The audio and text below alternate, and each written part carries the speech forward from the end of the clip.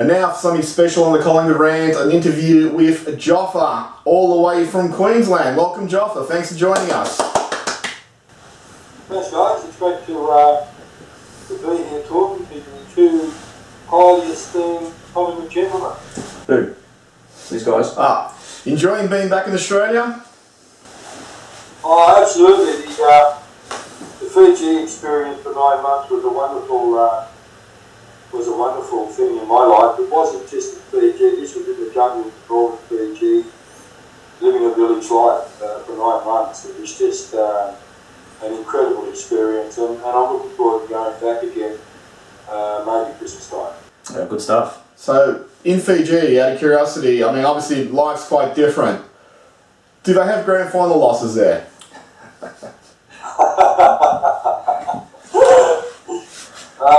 Well, I guess they probably have grand final losses, but if you're trying to compare it with Collingwood grand final losses, Nothing compared. I think we stand alone in that area. Yeah. And then some. So when did you get back in Australia? I came back to Sydney for 2 weeks quarantine, which was another interesting experience. I got back probably November. So I spent 2 weeks in Sydney, flew up to Brisbane, because that's where the family is now, and I've been here since, and I just love the lifestyle up here. It's just unbelievable. So you got back just in time for Collingwood's trade period. Oh yeah, no, I was here when all that took place. So what did you think of that? Yeah, that was a little bit disappointing because we know things happen, and we know now why they happened, but it probably shouldn't have happened. Do you feel the club messed up in trading out free players for very, very little? Yeah, well, I think Adam's always going to be good advice to us because Adam loves his football club, and I don't think we should be treating players like that. We love the club. The other guy, Jaden Stevenson, Tom Phillips, and your what's Atu's relation to you? Your step grandson? I'll tell you a story about Atu. North Melbourne approached Atu and offered him a little bit more money. Atu and his manager went back to Collingwood, and Collingwood said, we're stuck. We can't give you any more money. We've got massive money problems. We can't offer what North Melbourne is offering. Wait, hang on. Are you sure Collingwood has money problems? Is this the right club you're talking about? Collingwood money problem? No. So the club would have been happy to keep him? Oh, the club wanted him. I heard the club offered him a 5-year deal worth $900,000 every season. He refused. It's not enough. Look at these other blokes.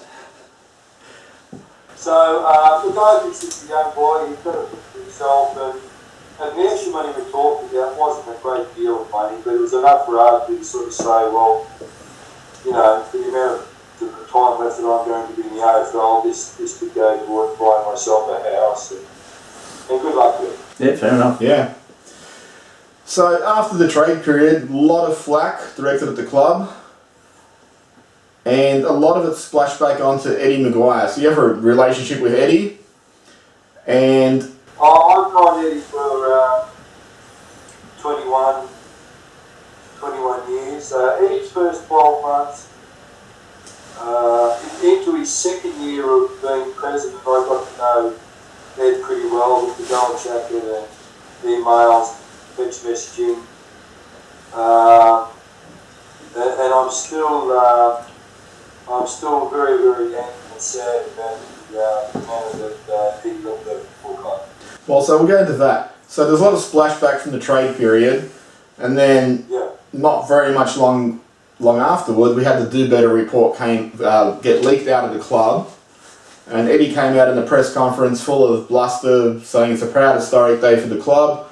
We know what he actually meant, but the way he came across was very confrontational.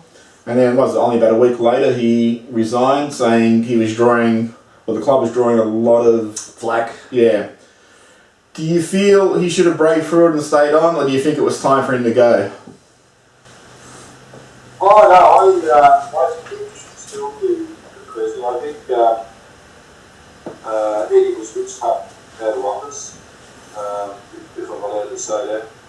I'd like to know the inner story of removal of Eddie. Bill at the club was pushed, and I've just got a funny feeling that he was pushed. Well, there's rumours that That's really sad because this guy, did so much for our club. Well, there's rumours the report was leaked to embarrass him.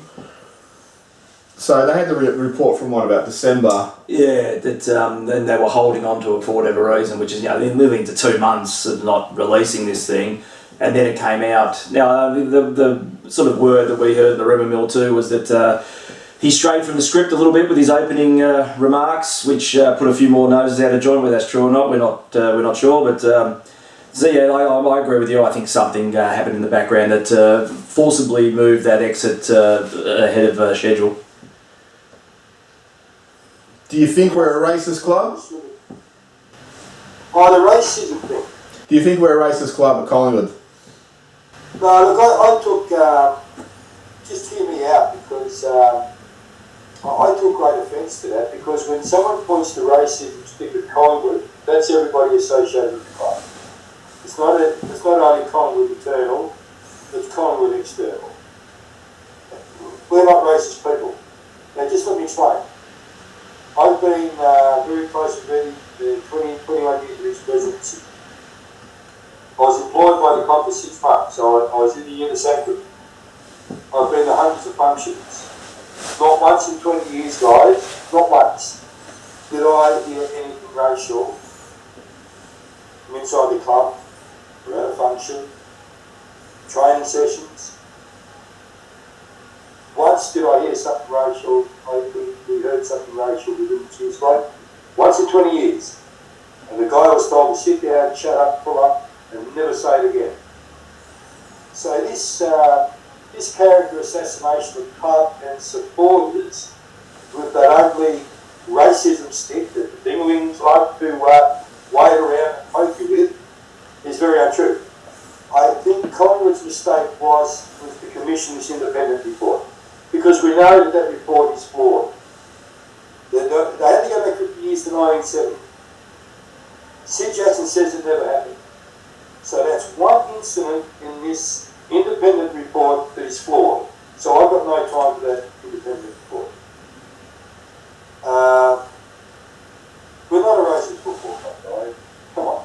What do you feel? It just seems to be, the Collingwood seems to be the club to bash, to try and racism within all other football clubs, if that makes sense. Yeah. The locker room racism would have gone on everywhere at all football clubs across Australia. Yeah, I think that's a point that's been overlooked. I'm disappointed to hear nice players come to the crest now and say that this is what was said to me, and I overheard players saying this, and it hurts. It really hurts. I want some of these players to start naming people. Yeah. Seriously. I don't think that's fair. And let those people answer the charges of racism. It's really upset me. And just, we all love Leon Davis. And then just the other day I noticed there was an article in one of the Melbourne daily publications, Leon Davis speaking out again. He spoke out in the Murdoch rag a couple of weeks ago. He's in the game. We all love Leon. We all love Brad Dick. Brad Dick played senior football for Collingwood. He got the biggest roar. Every time he went near that ball, Brad Dick got the biggest roar out of all the Collingwood players on the ground. Shannon Cox, he loved him. Sherrod Rollingham, Travis Varco. The list goes on. We've had a fair share of Indigenous players at Collingwood, and we've accepted and we've loved them all. Well, I think you'll find that a lot of people actually, we've talked about it ourselves. We actually lament that we haven't gone after more Indigenous talent. You get a lot of Indigenous players who seem to come on later in football. They show some potential, but it's not until, they get into the system that they really excel. And we've always regretted that we haven't actually gone after more of those, type of players. And, you look at someone like Cal Kirby, who looked really promising, but then unfortunately was cut down by injury. To the heart. Yeah. Chris Egan was another player that I mentioned. We love Chris Egan as well. I think it doesn't speak well for us at the moment with all this racism stuff and all the dingoings poking the racism stick, that we don't have any Indigenous footballer on our list. It doesn't look good for us. And I don't know what has happened there and what the process has been for that not to happen, but I think we did nominate a couple during the draft, but we got picked at the post. Yeah, we nominated 4 for the draft, but we just got outbid. Well, I don't believe for a moment that any Indigenous player out there who is capable of playing AFL football doesn't want to come to Collingwood because of this alleged systemic racism, which 8 weeks ago no one knew the word systemic. Now, it's the big word now, and followed by that ugly word racism. Guys, I don't go repeating myself during this chat with you, but we're not a racist football club. Like I said, I have hardly heard anything racial at Collingwood. I think it's unfair. I just think it's unfair on the establishment to go saying that Collingwood is racist, and it doesn't help with this other big issue at the moment of Lumumba, taking litigation against the club. And I just think that what he has done has fueled all this other stuff that has come about. I just don't like it. I think it's nasty.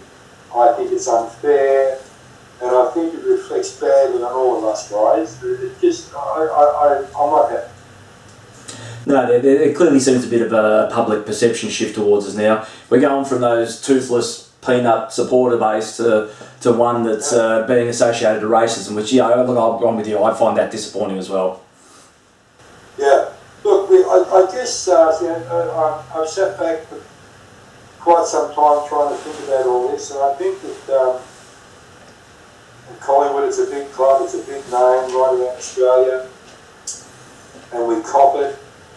And one dingaling points to the racism stick at Collingwood, and all the other dingalings immediately jump in. Oh yes, well if number one dingaling said you're a racist, you must be a racist. It's not, guys, it's not true. We're not a racist club, please.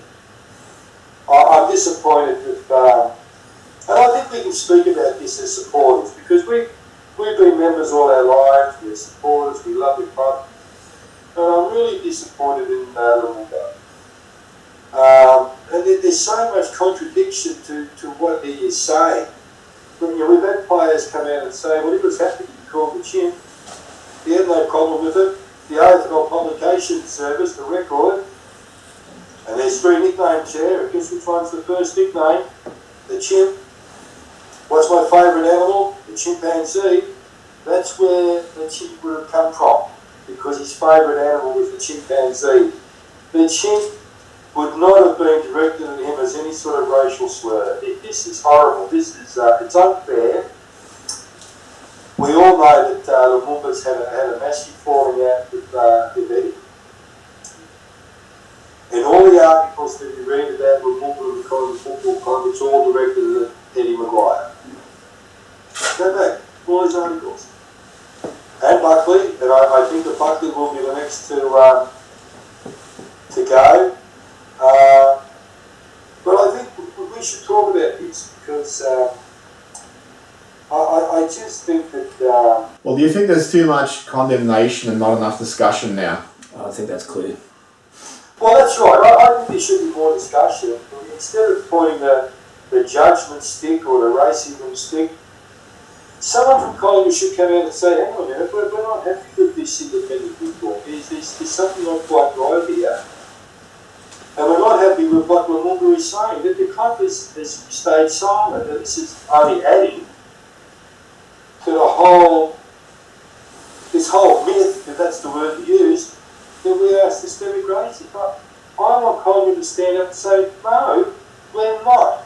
We're happy to introduce the Do Better report. It's the only club that has done so, but we are not racist. But we are happy to improve ourselves in all matters. And if racism is one of them, we're happy to do that. They've released the Do Better report and they're still getting bashed with racism. When is it going to stop?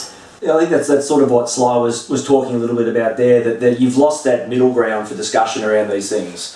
Once something that comes out and there's a document that says, well, your club has history of racism, there's an element of society that says that's it, that's the absolute. I don't need to talk about it, I don't want to be swayed any other way, I've already made up my mind, and you'll always be a racist club from here on in. And you just need, and like what you said, we should be talking about this, we should be taking the action, which I think the report is clearly going to be doing, but how do you fix this from here though? That's going to be the hard part. Well, it's hard to talk about this on social media because it's hard to put our feelings into words. See, right now, I'm talking to you two guys, we're interested in what we're saying and we're discussing, we're on social media in words that can be misinterpreted, there's no emotion involved in words. There has to be a discussion, a forum like this to talk about where we are now and what to say and what can we do and what should our feedback or response be. But this is seriously, the last 6 months it's been a nightmare for Collingwood people. It's been horrible. It's actually a nightmare. There are some nights like it's so bad you have trouble sleeping. This is a club that we love. This is a club that we've supported since we were youngsters. And to have all this crap and shit chucked at us, that the sports editor of that rag, the Daily Rag, the Murdoch publication, that was just vile. That was just pure hatred towards Eddie McGuire and everything associated with Collingwood. There was no common sense in that article. See, the problem is the dinglings read that and they believe it. One dingling points the finger at Eddie and says, "You're a racist," and all the other dinglings, and they all are, like stampeding wildebeest. They don't care if we're racist. They're doing it because this is another attack on Collingwood and it makes them feel good. Now, I'm not saying that this, the locker room talk, the locker room racism has never happened. It probably did, and we don't support that. But it's also happened at all other clubs. I can bet in the last 6 weeks there would have been meetings and seminars at every other club in Australia to deal with past racism. But they're still pointing the stick at Collingwood. It's not fair. Yeah. And it's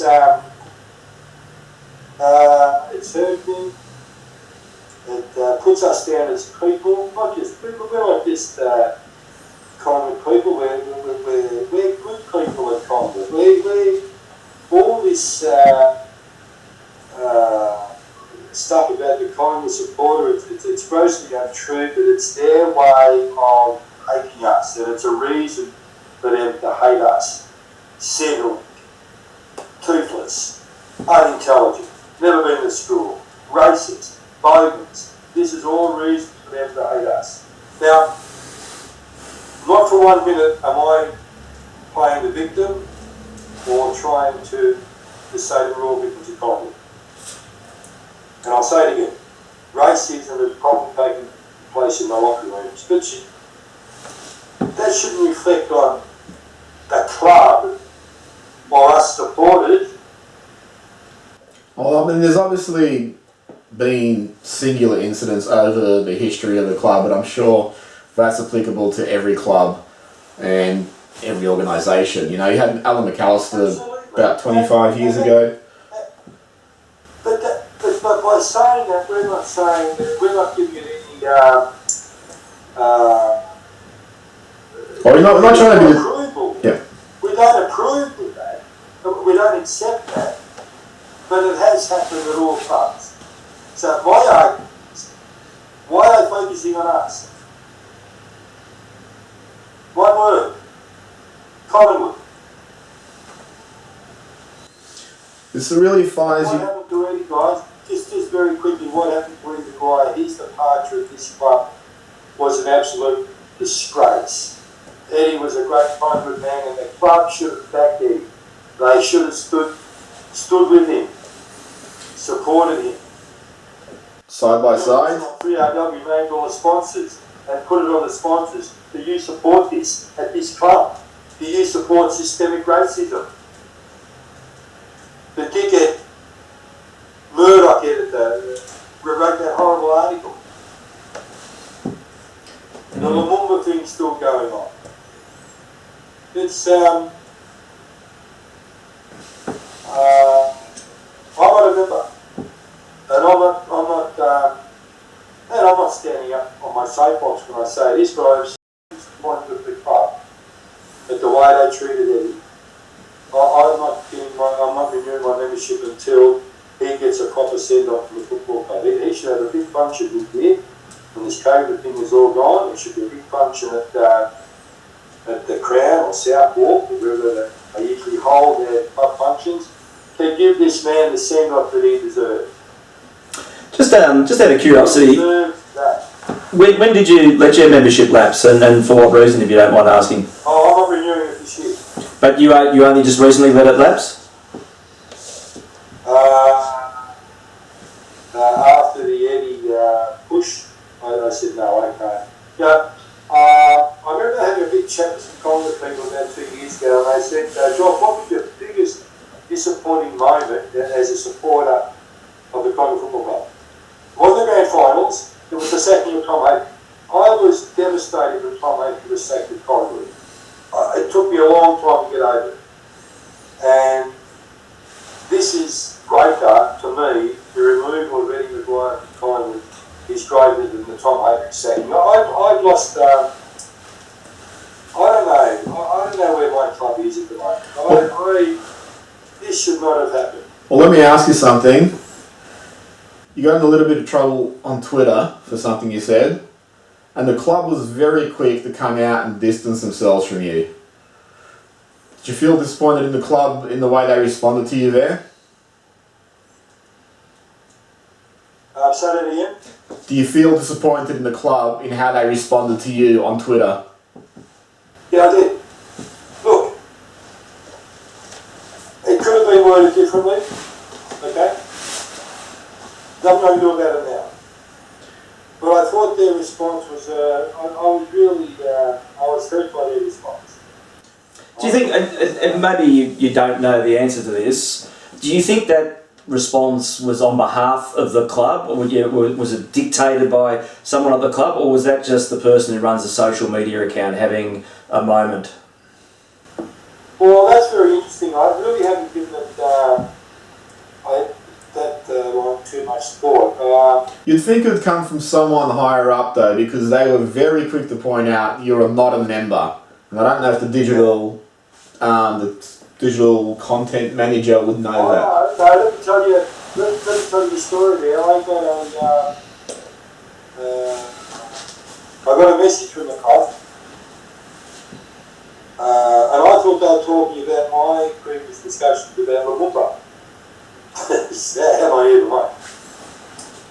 And I said to the club, don't point the finger at me like I'm some out of control schoolboy. I'll say whatever I like about this narcissist himself and I'm destroying the football club. And I'm not a member because I am deeply upset and traumatised even about the way Eddie left this football club. I am hurt by the way that Eddie left this football club. I am hurt, I am shocked, I am sad that the club didn't back this man. Till the end of the year. Yeah. Didn't back him. And when Eddie took over, these people should realise, should think back that when he took over this club, he was racing the banks down Lully Street. He got there first, to the front doors of Victoria Park. If the banks had got there first, they would have padlocked the joint. Gone, finished, see you later. This man,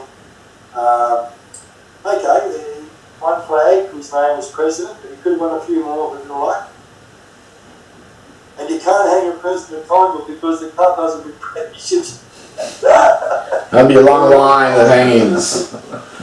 There are a lot of past presidents that have, been unlucky, seeing flags. But I'm upset with Collingwood. I'm really upset, and I'm not renewing my membership until Eddie gets a decent, fitting, loving farewell for everything he's done with his football club. I'm going to come on a great criticism here for saying that, but I don't care. I am upset with my football club, and I am disappointed with my football club. And I'm afraid to say it would be a miracle if Buckley was coach next year. Right, so so going back to football matters, what do you think Buckley would need to remain coach next year? Or do you think he should remain coach, or should we change? That's a very good question, Sly. I think Collingwood would have to win a finals game convincingly, whatever that may be, for Bucks to be safe. But I'm worried. But do you think he should be coach? Sorry? Do you think he should stay coach? He's 10 years into his tenure. Sly, you know how I feel about Nathan Buckley.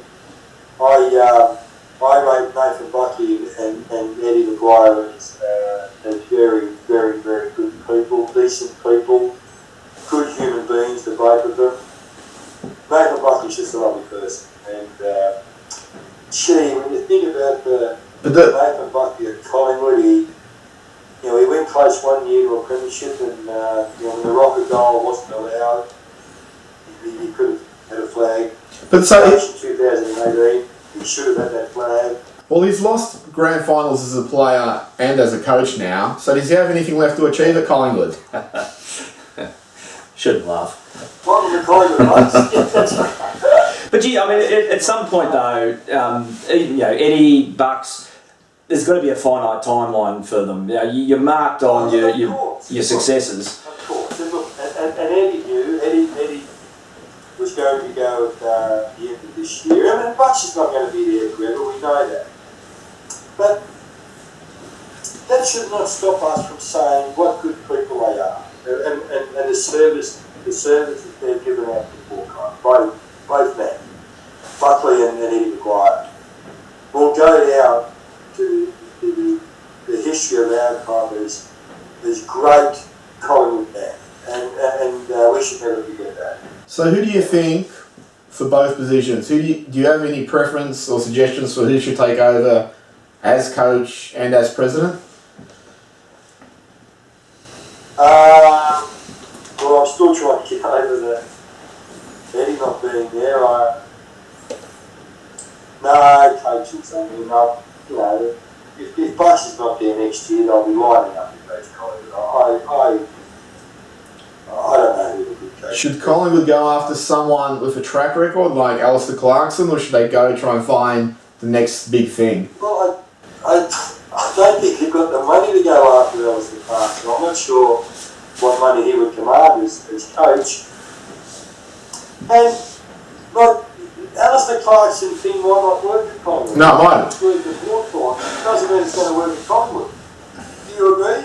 Yeah, no, I agree. I mean, it is 5 years since he won, or 6 years now since he won a flag, so that might be it for him. He might have shown his magic, and he might not have anything to reinvent himself. No, but he's going to be the best available.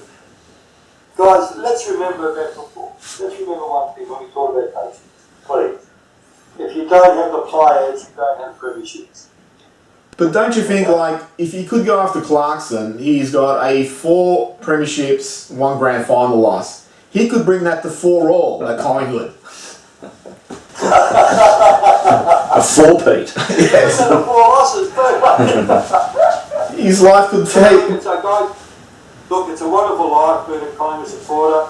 And, by geez, haven't we, don't we cop it? I mean, grand finals... Hey, you can just stop there. We come back every year with love for this club, and our support is unwavering. We're dedicated, and we're disappointed, we're devastated, we're excited. It's Wait, I want to hear more about this devastated thing. it's it's a funny thing being a Collingwood supporter because you, people ask me all the time, can you put it into words what Collingwood means to you, and I can't. I mean, It's like jumping out of a plane and not remembering if you check to see if you actually have a parachute in the bag on your back. And most times you don't. Most times you just splat and go, okay, that didn't work out well. Yeah. How do you think we're going to go this year? I'm worried. Let me be honest, and I don't want people to bag me because Cox ain't going to kick 4 goals every week. Okay? Now, I'm a big rat for big Coxie. I love the guy. But he's not going to kick 4 goals every week. I think we're going to be stuck up forward somewhere. I think we've still got problems up on the forward line. I love our back line. I love the midfield. But now the opposition chuck one back, we're in trouble. You chuck another class player back onto another one of their players into their back line, which is our forward line. We're in trouble.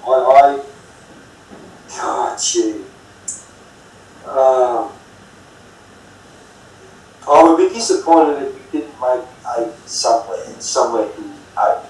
I would be disappointed. But see, I mean, the season's a week away or 2 weeks away, and we'll come back again. Who has cursed us? What is going on with all these injuries at Collingwood? It's every year. Our duds aren't getting injured. It's our champions that are getting injured. It's not fair. No, to be fair, it's all of them getting injured now. And now they're all going. I don't think the injury curse discriminates. Yeah. It's like throwing darts at a dartboard. It's you this week, it's you this week. You follow the AFLW?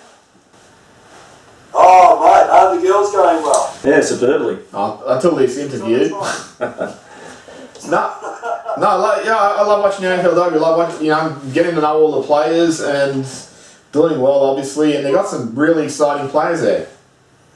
Oh, good on the girls because the girls' side of the Collingwood have struggled since the inception of the Women's League, and you see how excited they are after each victory and singing the song. And good on them. And let's hope they just go all the way and win the flag. Wouldn't that be fantastic? Well, that would be awesome. Unlike Spook's suggestion that they go undefeated and lose the grand final. Well, that's the expectation. Well, now we're all Collingwood men talking in the same room. They'll find a way to get through a grand final. No, look, They they won the VFLW grand final a couple of years ago, so I'm hoping that in there they got a bit of a culture to, hey, we're going to win. And you watch them play now, and they got, as Spook pointed out earlier, they got like a lot of self-belief about the way they play now.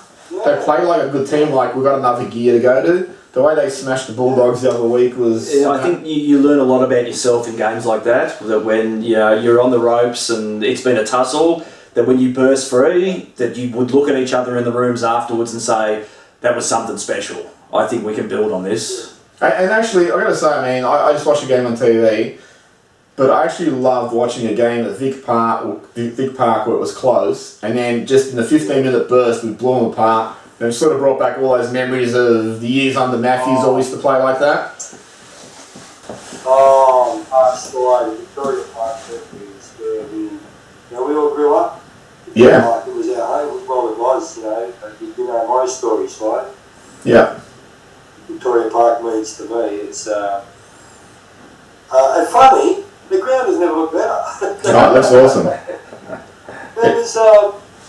It was falling down in its last year, but now it's just a wonderful community ground. It's still there. It'll be there forever. And when you walk around Victoria Park on the oval itself, you get goosebumps because the players and the characters that we've had at the club, it's just the whole Collingwood is just an amazing story, to be honest. Where it began, where it is now, and the tribulation flags, and very sorry to hear the passing of Murray Weed, guys. Yeah. I thought I should chuck that in. What a great Collingwood man he was, Murray Weed. Yeah. Well, I haven't been to an AFLW game at Vic Park. I've been to a few VFL games before COVID, and it's the nostalgia of going there, you know, standing on the hill where I stood for years and watching them, and you know, being able to hear their calls just as they're running past and all that stuff. You don't get that at any other ground, at any other major ground, and definitely not at Marvel. No, I took the kids to an AFLW game last year, back when we used to be up north. It would be a year before. Last year was just a write-off. No, last year they played... Did they play a couple there? There must have been. I can't remember. Yeah, I remember 3 things from last year and none of them are good. But, you know, it's that one thing about coming up to the turnstiles and, you know, it's got just all that character just there staring at you, and you just have a moment with the kids and say, this is the source of all your future pain when it comes to grand finals. Yeah. But there is no following of this club. It's just a unique experience. We can't take much more pain. Okay, on that, let me ask you one final question. Why don't we win flags? Yes. Sorry? Why don't we win flags? How many hours we got? Well... What are we missing when we get to the grand final day? Outside of the lead? When we have that, we blow it. 2018 we'll rip off, guys. I think we've just been unlucky, guys. We've been unlucky a lot. Many scribes have said that we've always probably been one class player short of the flag. I think that's probably true as well. But I just think unlucky. I don't know what it is. It's, guys. Can we end this interview on a good note? That's a fun note. It's a note that we all share. Sorry? Oh, it's a note that we all share. Alright, so who's going to be the breakout player for Collingwood this year?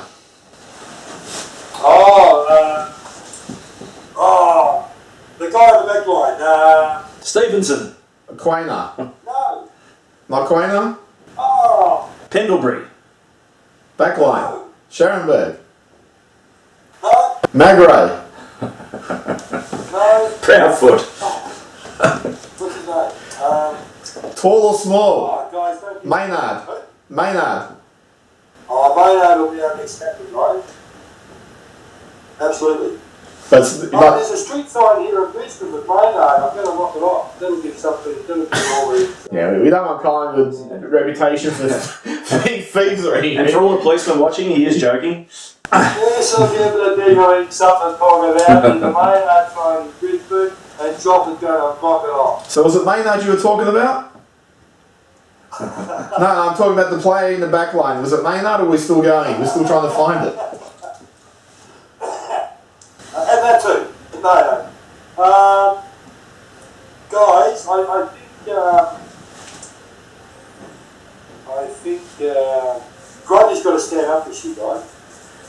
Yeah, well, he struggled with hub life last year apparently.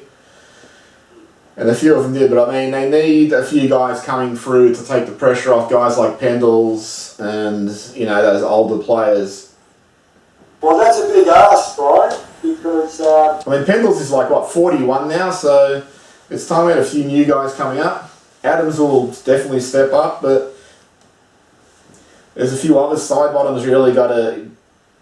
Well, he's having trouble stepping up at the moment. Well, there's a... Close to a rebuild? I think that's already started. Yeah, they got like about, what is it, 20 players under 50 games, and most of them are under 20 games. They've got about 14 players under 20 games at the moment. So, it looks like they're going to be in rebuild mode as soon as Pendles goes, and, you know, Pendles, Howe, Roughhead, Main, Greenwood, Sidey, they're all 30 plus. So, we're becoming an olderish team. Do you think we've got players in the list that shouldn't be there? Yeah. Yeah. Yeah, we've got plenty. And I won't say plenty, but we've got a few. And I think there's a few that should have been moved on a little bit earlier. And there's probably a few that should still be there, but they're wearing, let's say, North Melbourne colours. So I don't think the list management's been great the last 5 years. I shouldn't use the word plenty, I apologise about that, but there's plenty. That would struggle to get games done. Yeah, I think also there's a few, and every coach has them at every club, but there's a few guys that seem to get a lot of faith put into them, and they get a lot of games, and then there's other guys who get dropped straight away or are not getting a look in the way they should. I know. But that happens. I mean, that happened under Malthouse. I'm sure that happens at every club. I know Essendon, when they used to play Dean Wallace, a lot of Essendon supporters going, "Oh, we're playing him." Yeah, that's a problem with all clubs, like. Yeah. No, that's not a bucket problem or a Collingwood problem. That's a football thing. That happens everywhere. Yeah, but I think this year, to be competitive, we need a few of the guys. I mean, Grundy's got to stand up to what he was, but you need a few guys to really just go to the next level. You know, you need your Maynards and all that to take the next step. Well, the worry is, guys, if those guys don't go to the next level, we're going to struggle. Yeah. And I think if we struggle badly this year, then they'll just say, yeah, we're going in fully into rebuild mode. Well, that's it. I think if you have a shit start to the year, then it'll be clear that we'll be blooding a few of these kids fairly early and getting games into them. Yeah. Which isn't a bad thing, you know. There are periods of following a football club when it's in that rebuild mode that it's exciting watching some of the kids come on. You can't be up there and lose grand finals every year, although we give it a red-hot crack. But those build years are wonderful sometimes, just to see them come on. That rebuild, I was just say that rebuild mode, Carlton calls that the 2000s. You know what's good about Collingwood losing a grand final? Watching somebody else lose a grand final. Yeah, it depends who the other one that wins it is, though, as well. Yeah.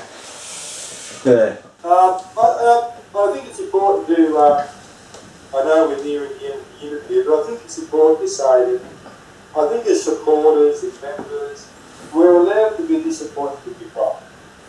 We're allowed to question the things the club does and says, or what it doesn't say and what it doesn't do. We're allowed to. But that doesn't... We still love the place. We will always love the place. But these are rocky days at Collingwood. There's no doubt about that. I mean, who knows what this coming season is going to be? Will Buckley last this season? Will a racing become so big Buckley has to go? Will a club see? Will a club think, what's that expression with the broom?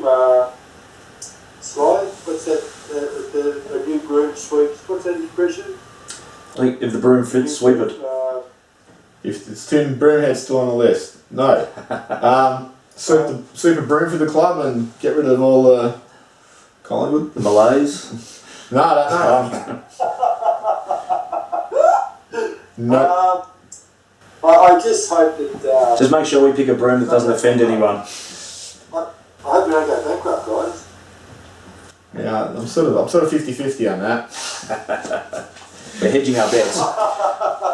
No, I think that's a valid concern because sponsorship in this day and age has a very easy way of saying go away to a perception of what's going on in society or how, let's call them minority groups, react to certain things. They seem to be holding the balance of power, some of this stuff, and companies, for whatever reason, seem to be running scared from that. And that the potential is there. I think, one thing I think we went into damage control over this was to protect not so much the brand, but I think the viability of our finances moving forward.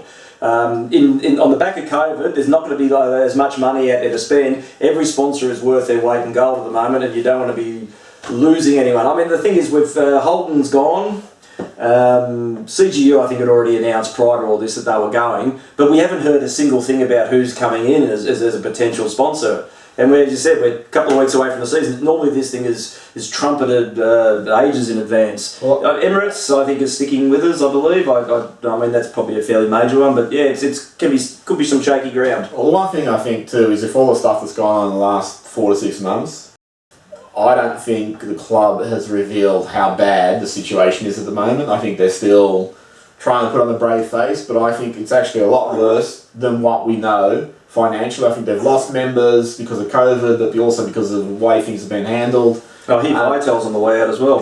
Yeah, Vitel's gone. Collingwood Warriors soccer team's not going to be up and running this year.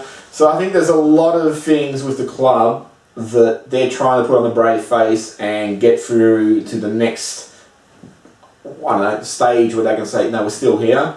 if we're still here, we can still make it. But I think under the surface, there's a lot of shit going on which we don't know about, and I still think it's going to get worse before it gets better. Unfortunately. I agree. So the 50,000 in MCG, that's probably roughly 40-45% of revenue the Collingwood going to lose after a bad year last year, COVID and mobile. But all other clubs were the same. So the revenue's not going to be the revenue that was 2 years ago. So that's a loss. And the sponsorship is a lot. I think they've lost a lot of members too. Going back to the trade period and then what's happened since then, I think they've lost thousands of members who just said, I don't know what, this club doesn't know what it's doing.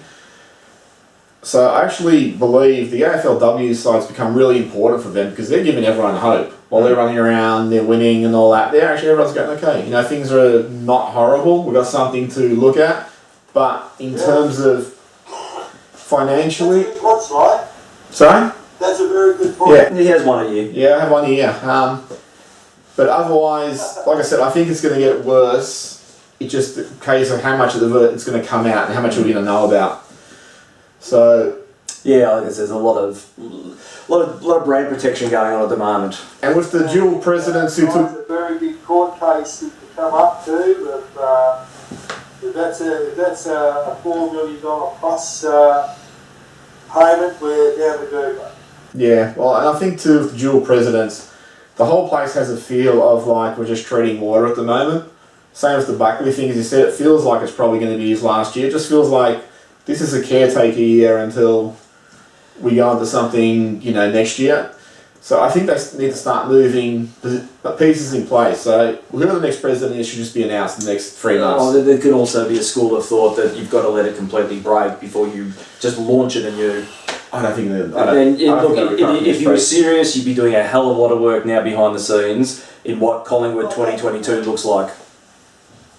Guys, can I just talk about, to wrap this interview up, can I just talk about racing just for a couple of minutes? Yep, sure. I could have worded that thing differently, okay? I agree with that. But a couple of days after that, I put a picture on social media, and the picture was a 2-seater plane that crashed into an Irish cemetery. Yeah, I saw that. And the joke was something like, rescue searchers had already dug up hundreds of bodies and are expected to go well within the night of digging up more bodies. Sly, something like that? Yeah, it was like a worst plane crash in Irish history. Two-seater plane crashed into a cemetery. 800 corpses. Yeah, 800 corpses have been dug up and they're expecting to find more as digging goes on into the morning. Did it have to be Irish though? That was a racist joke. Yeah. But nobody said boo. No. Not one person said boo. Now, I want to read you something. This is for all the dinglings out there. Our unbelievers, they're watching. Racism, prejudice, discrimination, or antagonism by an individual or community against a person or people on the basis of their membership of a particular racial or ethnic group. Racism isn't just white on black. That Irish joke was just as bad as that Twitter thing I put up 4 or 5 days before. But no one said boo about the Irish joke. No dingling come running at me with his racism stick about that Irish joke, which was clearly a racist joke. Yeah. But if that airplane joke hadn't been Papua New Guinea, African, Indigenous, Mexican even, I would have been slaughtered. All my dinglings would have grabbed their racism stick and they would have come charging at me. No, because the dinglings don't understand that racism is racist, but not just white on black, it's white on white as well. Yep. Would you like to add something to that? No, I agree. I mean, as an observation, because I did observe some of this on social media. Some of the irony I find in all this is that you can say something that inflames the masses, but the vitriol that they come back with and attack people personally, I see that as just as bad as sometimes as what the comment being made as. It's a balancing thing, but yet they'll never see themselves in that incorrect light.